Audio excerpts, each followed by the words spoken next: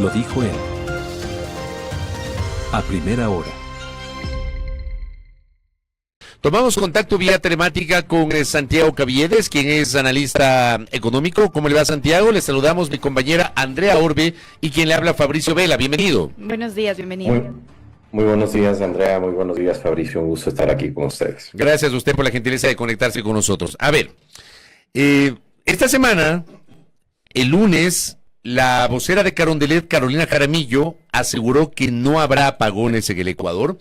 2 días después, la ministra de Energía ratificó que no habrá apagones en el Ecuador. Se habla de que el gobierno tiene seguros, algo así como 900 y pico megavatios para garantizar el suministro de energía eléctrica durante el próximo estiaje de septiembre. Sin embargo, ayer conversaba con algunos especialistas en esta materia, en otro espacio que tengo a nivel periodístico, y claro, la principal interrogante ¿es probable que el gobierno cumpla con este anuncio? Pero con el sector residencial, ¿qué podría pasar con el comercial y con el industrial? Que eventualmente sí podrían enfrentar eventuales racionamientos de energía. No sé si esta percepción desde su punto de vista se ajusta a lo que podría pasar. Un poquito incluso haciendo el análisis con lo que pasó ya el año pasado en el ámbito de los apagones. Santiago, por favor. Sí.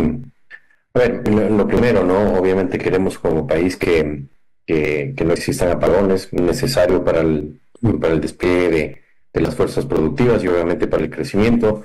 Estamos en un año de rebote económico, un rebote económico que se ve que puede estar un poco más fuerte de lo esperado y por lo tanto la demanda por energía va a crecer. Hay varios temas que se tienen que analizar. El primero es un crecimiento importante de la demanda. Esto se da por varios factores, hogares que son más intensivos en uso de electricidad, industrias que son intensivas en uso de electricidad, pero también un tema de tarifas. Cuando los precios son bajos, obviamente la demanda es alta, y ahí creo que el gobierno ha dado buenos pasos en ajustar esas tarifas para ir moderando también por el lado de la demanda este desequilibrio entre oferta y demanda. ¿Qué es lo que nos pasó en los últimos años? Lo que ha habido es una falta de inversión. Esa falta de inversión se vio agravada también por el hecho de que tuvimos una sequía realmente histórica en el año 2023-2024, 2 años de sequía. Esperamos que este año no se repita. Al parecer, según pronósticos, este año sería un año más normal en términos de lluvias y de sequía y por lo tanto alejaría la posibilidad de apagones. Además, el gobierno ha incrementado, ha recuperado alguna parte de la capacidad de generación termoeléctrica y algunos proyectos que han entrado en funcionamiento. Es decir, si todo sale bien, podríamos evitar los apagones, pero lo que hay que revisar es el problema estructural del sector eléctrico. No, un año tal vez no tengamos apagones, pero si es que no existe más oferta y si no se hace un cambio importante en la política eléctrica del país, pues vamos a tener que enfrentar estos cuellos de botella en la generación.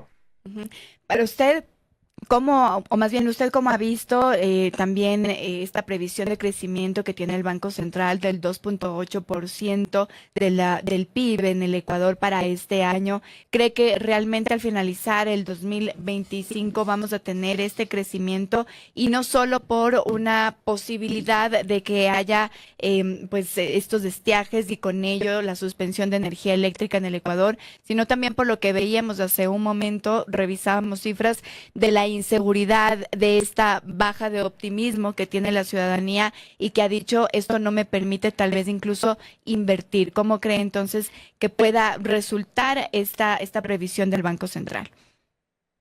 Bueno, hay algunos indicadores que muestran que la reactivación económica está siendo tal vez más fuerte de lo esperado. Se ve en primer lugar un gran despliegue de crédito, el colchón de liquidez que se acumuló el año pasado por un buen resultado externo y obviamente por una recesión, está siendo hoy desplegado por el sector financiero con tasas de crecimiento del despliegue de crédito cercanas al 20%. Eso es una buena noticia y creo que eso va a percolar en la economía en las diferentes actividades. Eso por un lado. Por otro lado, también lo que vemos es que ha habido un represamiento de al menos 2 años de inversión. Los niveles de inversión respecto al PIB están en sus niveles más bajos, principalmente por incertidumbre política. Creemos que con una visión de una estabilidad política, al menos en los próximos 4 años, muchos de los proyectos represados se pondrán al día y sobre todo con la disponibilidad de crédito que hay, y eso va a empujar la economía.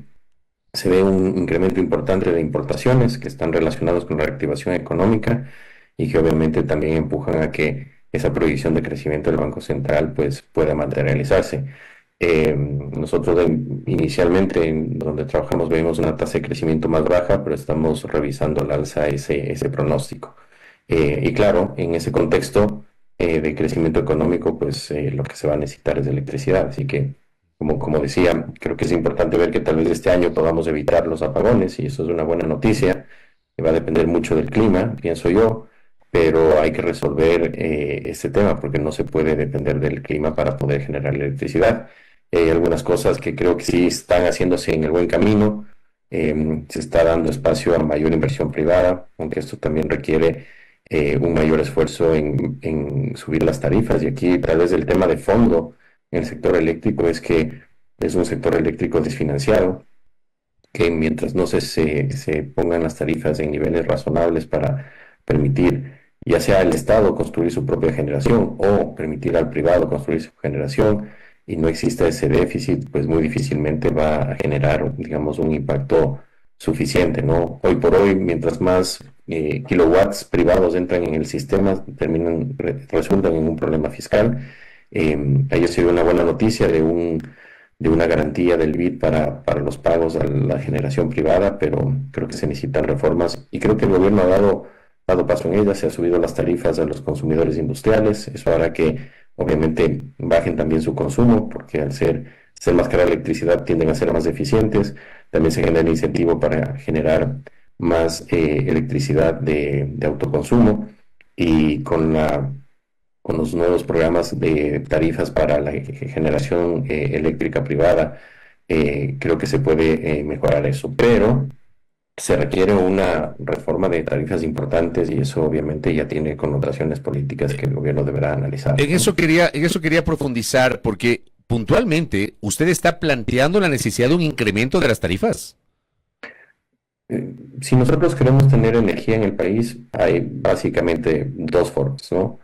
O el Estado, ¿no es cierto?, hace los proyectos de generación eléctrica y se tiene una tarifa que no considera el costo de reposición y por lo tanto termina siendo subsidiada. Y eso es lo que hizo el Ecuador, digamos, hasta el año 2016. Nos sirvió esa inversión 10 años hasta el año 2028 años hasta el año 2024, pero no ha habido mayor inversión. ¿Por qué? Porque no ha habido capacidad fiscal. Estamos en una crisis fiscal desde el año 2015. Si queremos tener generación pública y queremos no profundizar el problema fiscal, se debería al menos recuperar esas inversiones a través de mejores tarifas y que el Estado haga los proyectos. O si queremos que el sector privado haga los proyectos, debe ser un sistema eléctrico que recupere los costos de generación y por lo tanto cada kilowatt privado que se inyecta en el sistema no significa un problema fiscal. Ya le voy a preguntar. El país es un problema fiscal y por eso no hemos tenido inversión en el sector eléctrico. Le voy a preguntar un poquito y profundizar sobre esto que está señalando el sector privado. Pero, a ver, usted habla entonces de revisar la tarifa eléctrica. ¿Habría que revisarla incluyendo al sector residencial, Santiago? Desde mi punto de vista, sí. Yo creo que hay que obviamente proteger a los hogares de menos recursos, pero la tarifa residencial es algo que sí se tendría que revisar en Ecuador si queremos tener un sector eléctrico funcional. Pero ¿no le parece eso un poco injusto? Alejar el problema de que no existe suficiente generación y que tengamos apagones hacia adelante. ¿No le parece eso un poco injusto? Usted nos ha dicho que en estos años no ha habido inversión para la generación, para el mantenimiento, etcétera. Y ahora endosar, digamos, esa responsabilidad a la revisión de tarifas para los ciudadanos. O sea, digamos, el esquema es como sencillo, ¿no? Se hizo una gran cantidad de inversión que no fue financiada por el sector, sino que fue financiada por el gobierno. Se hicieron varios proyectos hidroeléctricos grandes que nos han permitido tener energía, pero ese costo de esas inversiones no están reflejadas en las tarifas que se cobran a la gente, ¿no? Y a las empresas y demás. Entonces, ¿esto qué significa? Que en pocos años, ¿no es cierto?, no se genera suficiente flujo de caja para seguir haciendo las inversiones y solo depende de la capacidad del gobierno central para seguir haciendo las inversiones.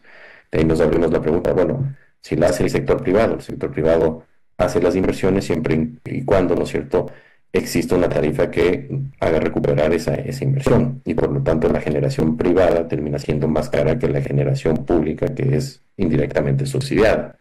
Por lo tanto, con cada kilowatt de generación privado que se inyecta en el sistema, lo que se genera es un déficit tarifario, y ese déficit tarifario termina en un déficit fiscal, y ese es el problema de fondo del país. Entonces yo no veo un tema aquí de injusticia, sino que simplemente es un tema de sumas y restas de cómo funciona el sector y qué es lo que se tiene que cambiar para poder asegurar la provisión de energía eléctrica, Ahora bien, ya sea por el Estado o por el sector privado. usted hablaba del papel del sector privado. Yo le pregunto, si usted ha señalado un poco en su argumento de que este podría ser un paso para estimular la presencia del sector privado, el transparentar el costo de la energía en el Ecuador. Eso significaría que pese a los cambios normativos incorporados, aquí en el último año se han aprobado, desde el año pasado, 2 leyes vinculadas al sector eléctrico.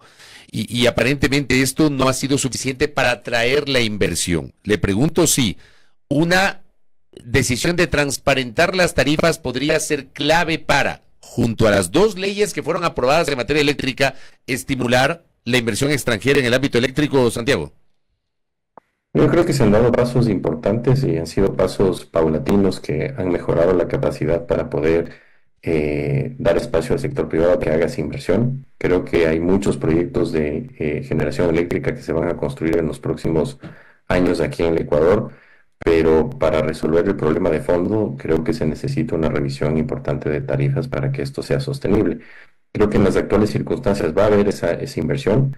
El hecho de que se haya anunciado el día de ayer una garantía del BID para dar garantía de pago a los generadores eléctricos privados, creo que es una buena noticia, pero en el largo plazo se va a tener que tomar esas medidas. Y, por ejemplo, cuando estábamos en el estiaje y hablábamos de la capacidad de Colombia de tener suficiente electricidad, claro, en Colombia se tiene suficiente electricidad porque la tarifa es el doble de lo que es en Ecuador. No digo que se deba subir al doble aquí, debe haber algún ajuste, pero ese es digamos, el origen del problema. Y no necesariamente para que lo haga exclusivamente el sector privado, sino si el sector público quiere hacer sus proyectos de generación eléctrica que son necesarios para el país, la forma de hacerlo sin incurrir en más déficit fiscal es teniendo un esquema de tarifas que permita recuperar esos costos de inversión. Sobre la inversión extranjera que se podría realizar en el Ecuador con esta incertidumbre, tal vez, si bien es cierto, hay autoridades que han dicho que no habrá cortes de energía eléctrica cuando se produzca el estiaje aquí en el Ecuador y en la región. Hay varios analistas, varios expertos que dicen que las sumas y restas no cuadran y que posiblemente tendremos estos cortes de energía eléctrica. ¿Eso podría incluso detener, si se quiere, inversión extranjera? O sea, el hecho de que no exista suficiente provisión de energía creo que da un incentivo grande para que exista más inversión. Aquí hay 2 elementos, el precio que se compra a la generación privada. Creo que hay esquemas que hacen viables los proyectos y creo que por eso va a haber inversión. Hay otra cosa que también favorece, es el hecho de que el riesgo país ha bajado y eso permite mejorar la capacidad de financiamiento de esos proyectos. También existe una situación de abundante liquidez interna que hace que el sector financiero esté interesado en invertir en estos proyectos de infraestructura que requieren inversión de largo plazo. O sea, hay algunos elementos que creo que van a funcionar. El hecho de que exista o no exista apagones hoy, no creo que va a cambiar la dinámica de inversión, que creo que va a venir de forma importante en los próximos meses y años para lograr esa generación eléctrica. El tema es que esto va a resolver la generación, pero en una medida en que no se resuelve el tema de la tarifa eléctrica, esta nueva generación privada lo que va a generar es un aumento del déficit tarifario, que es algo que se tiene que revisar eventualmente, ¿no? Y aquí creo que se requiere una decisión de política pública importante y obviamente hay otros elementos que también pueden ayudar, ¿no?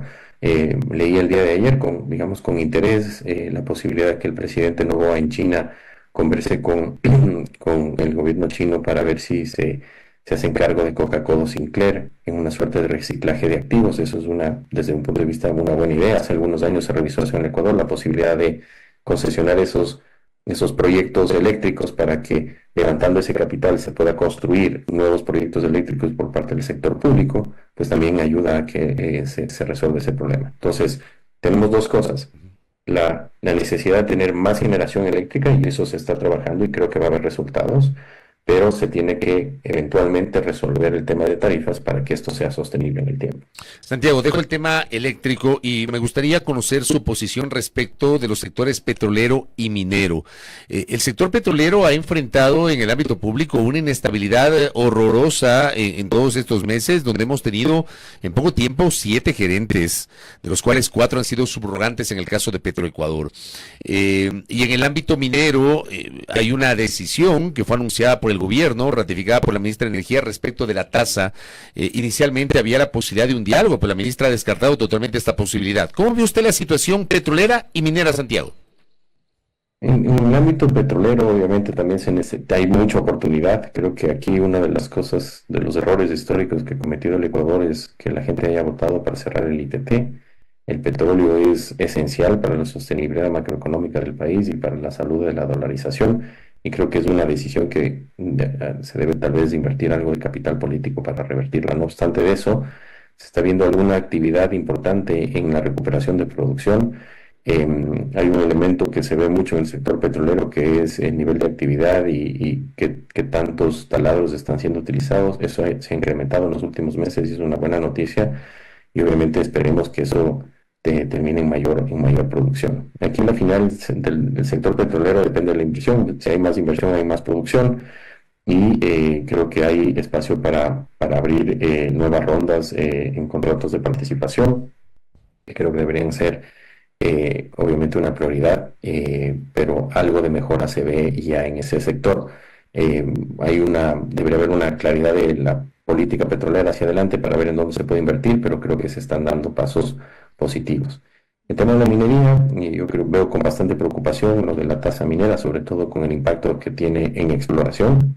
La tasa minera obviamente hace que la exploración se vuelva casi imposible debido a que se cobran unas tasas extremadamente altas por hectareaje sin tener ningún tipo de producción. Y la exploración necesita de levantar recursos y muchas veces los presupuestos de exploración terminan siendo menores a la tasa que se tiene que pagar. Entonces yo creo que ahí hay algo que se tiene que revisar. Me imagino que el gobierno estará analizando eso y obviamente pues tal vez modificará esa forma de cálculo, ¿no? Entonces me da la sensación de que tal vez el gobierno tiene una certeza en que no va a dar marcha atrás en cuanto a la tasa, pero me imagino que tal vez revisará el tema de cálculo porque es evidente que la exploración se va a ver muy afectada. Y si no hay exploración, se muere la industria, ¿no? La industria necesita exploración para tener proyectos mineros en el tiempo. Si no se hace exploración y no se ha hecho exploración en los últimos 7 años, pues lo que va a pasar es que los proyectos mineros que nos han dado muchísimas exportaciones y en gran parte son responsables de haber sostenido el país en los últimos años, pues llegarán a su vida útil y no habrá nuevos proyectos porque no hay exploración. Entonces creo que ahí hay un espacio de mejora. Me imagino que el gobierno estará revisando y analizando ese tema. Antes de entrar precisamente a este tema minero, quisiera regresar a una de sus palabras que usted ha dicho que se podría revisar, que se pueda revertir la decisión en consulta popular que se tomó en el Ecuador sobre dejar bajo el suelo lo que tiene el bloque 43 del Yasuní, el bloque 43 ITT del Yasuní. ¿Cómo sería eso? ¿Habría una posibilidad de revertir lo que se ha dicho en consulta popular? O sea, creo que debería haber otra consulta popular y preguntar a la gente si quieren mantener la decisión y a cambio de eso vamos a tener que subir los impuestos o bajar los gastos. Y me imagino que la gente dirá, pues no queremos que se baje el gasto en educación, salud o que nos incrementen los impuestos por cerrar el ITT. Creo que lo que nunca se le dijo a la población eran las consecuencias de cerrar el ITT.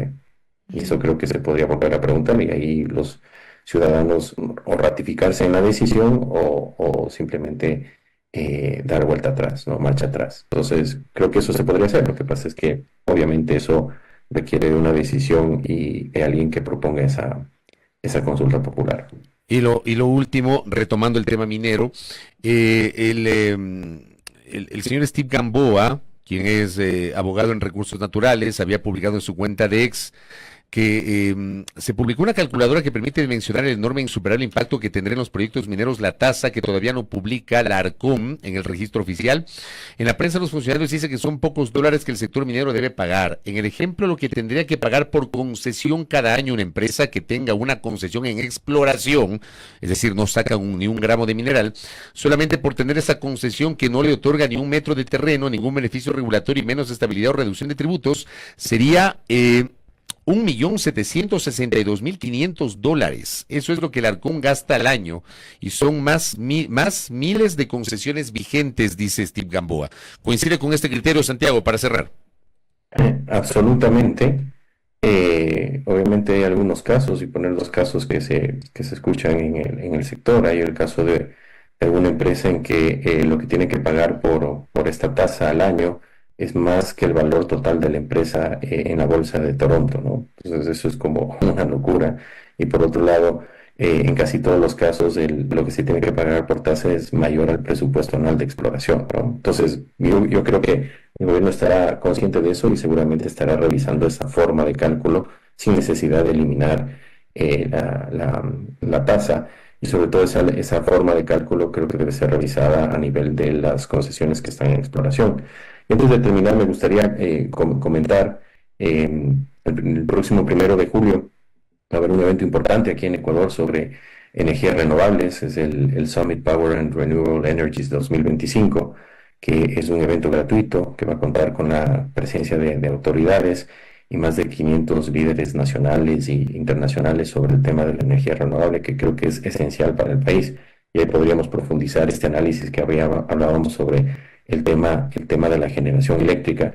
Y bueno, yo soy uno de los pocos que habla que se necesita subir la tarifa eléctrica, pero creo que eso, mientras pase el tiempo, va a ser cada vez una certeza, porque al final hay que dar una solución de fondo al sector. Correcto, Santiago Caviedes, gracias por el tiempo y por la gentileza y por sus aportes para la discusión sobre estos temas complejos, pero necesarios. Muy gentil. Muchísimas gracias, un buen día. Gracias a Santiago Caviedes que ha estado con nosotros, quien es analista económico, hablando sobre los sectores eléctrico, petrolero y minero aquí en A Primera Hora. Primera plana. Todas las noticias, todas las voces.